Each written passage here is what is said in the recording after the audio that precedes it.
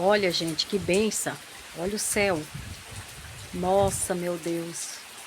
Olha que maravilha. Tá, ó. Eita, Jesus é fiel demais, gente do céu. O Senhor é fiel. Glória a Deus. As plantas, tudo verdinha. Oh, glória. O gado lá, ó.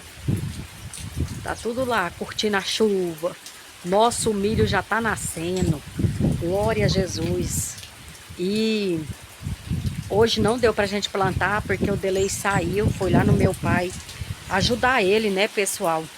Arrancar um arame lá, porque ele também quer gradear lá a terrinha dele, né, para poder plantar um milhozinho, né?